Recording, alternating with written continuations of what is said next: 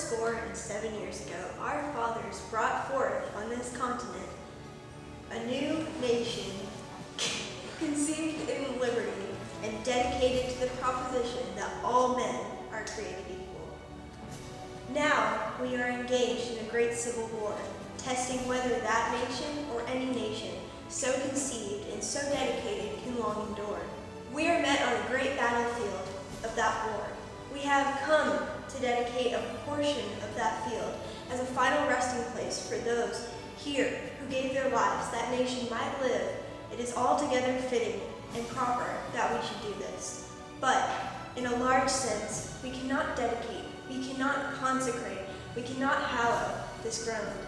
The brave men, living and dead, who struggled here, have consecrated it, far above poor power to add or detract. The world will little know, nor long remember that we stayed here, but it can never forget what we did here. It is for us, the living, rather to be dedicated here to the unfinished work which they who fought here have thus far so nobly advanced.